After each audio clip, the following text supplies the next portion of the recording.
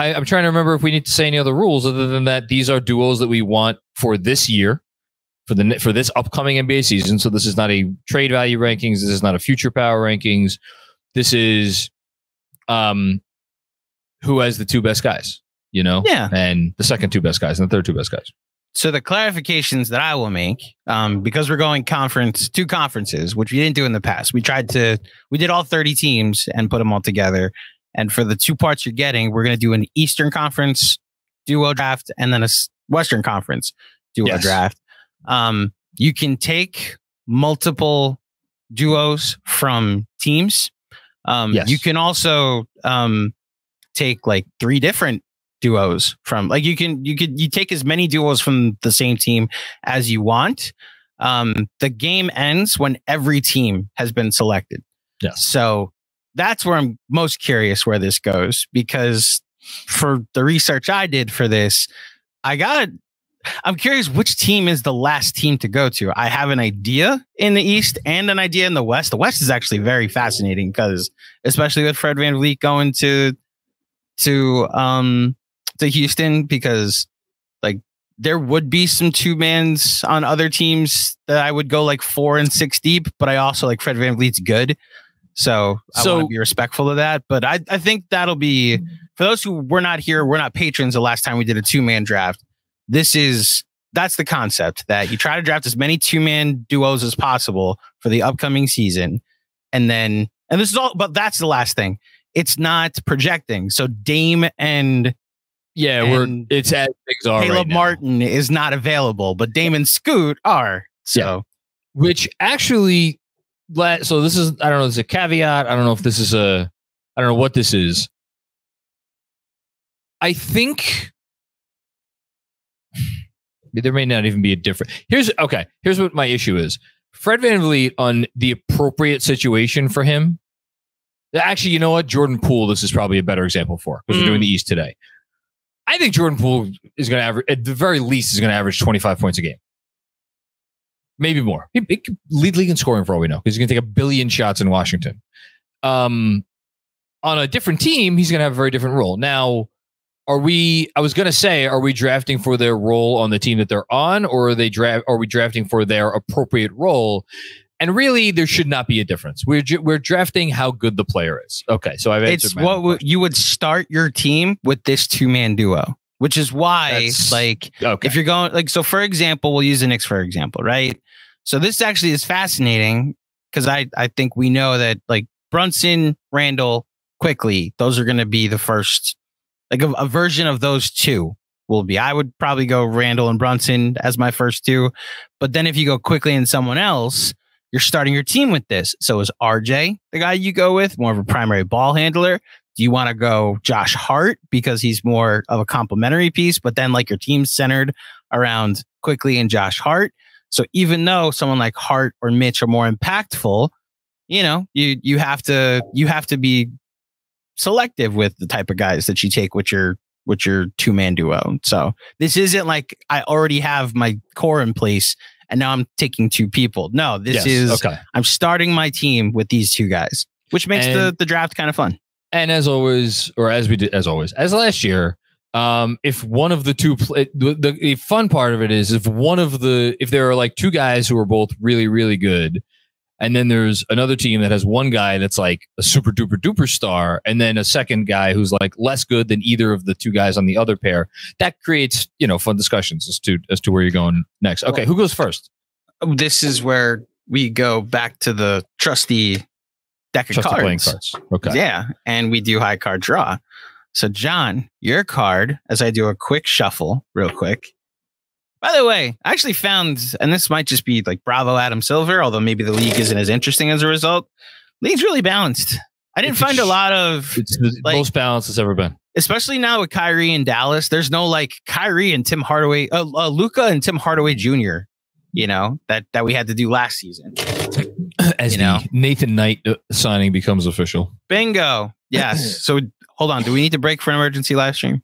You tell me.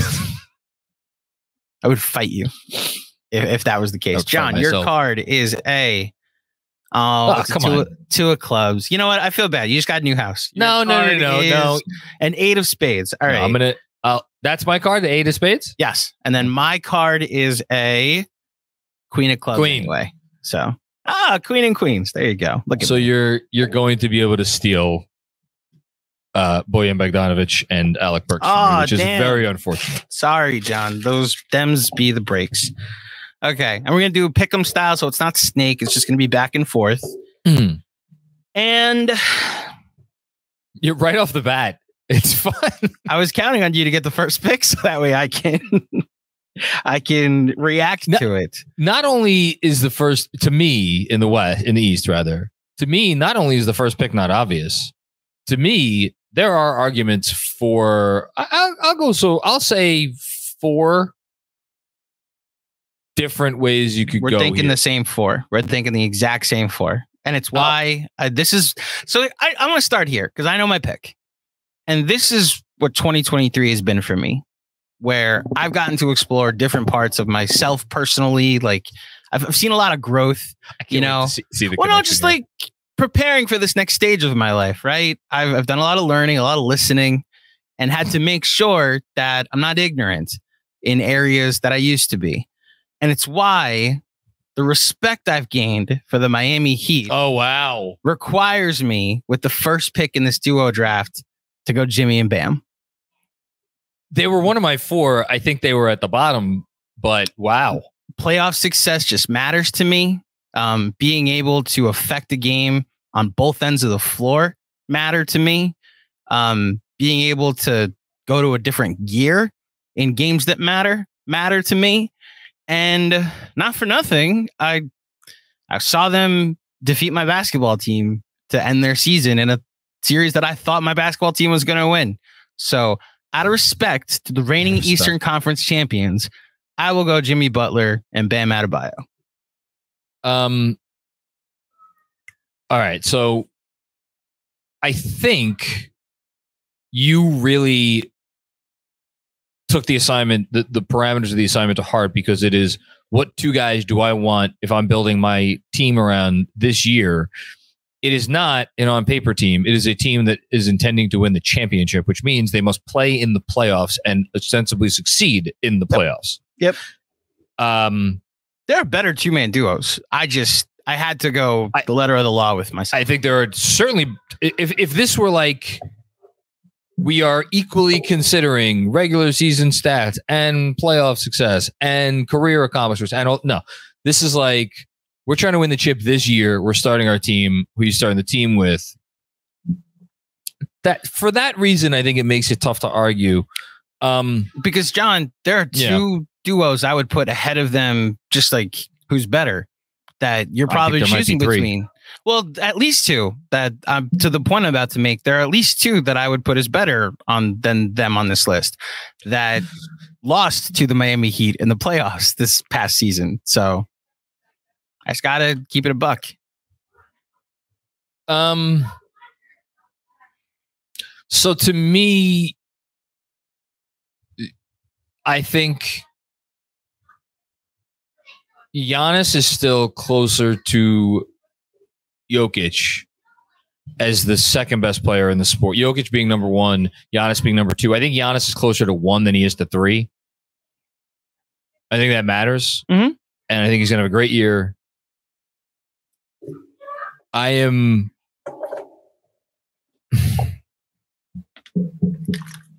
number 2 is tough because on one hand, I could be like, well, it's got to be Tatum and Brown. Those guys are arguably still ascending in their careers.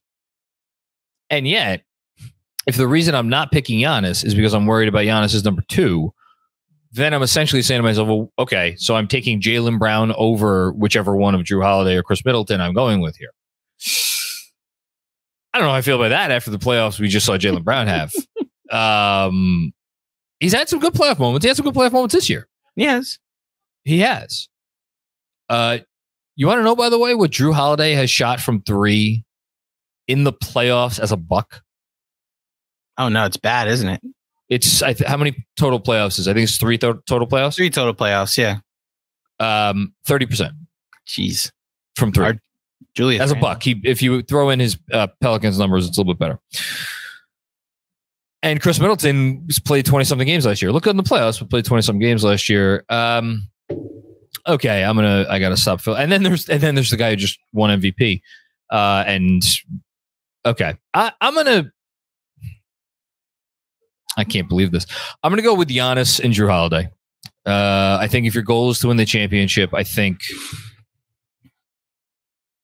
if you're getting at worst the second best player in the sport, definite. I mean, he's still. I mean, he was. I think he was he all defense last year. I don't know if he was all defense last year. He was not, he's still one of the 10 most impactful defenders.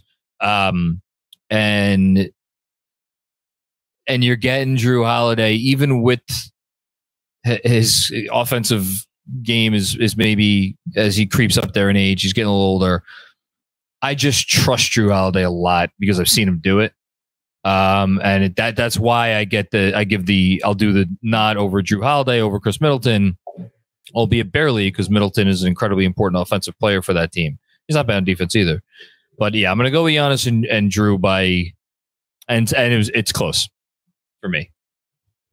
They'd probably be my second pick also. Or if I had the 2 pick, I'd probably take them 2.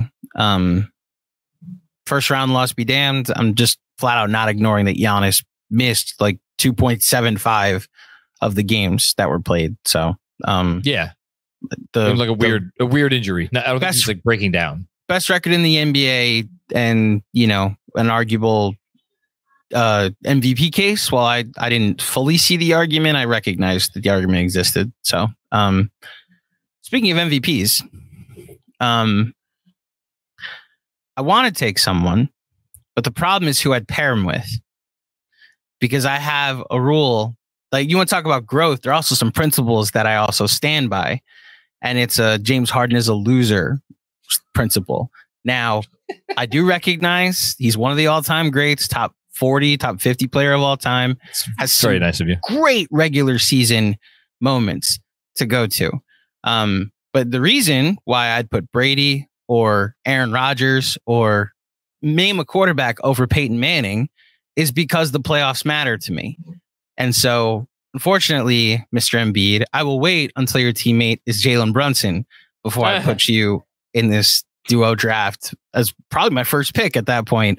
I'll go Tatum and Brown at this. Oh, wait a minute. Here's where I zag. No, you're not. You're not going to Jason Tatum. You're not going to do this. And Kristaps Porzingis. This is silly.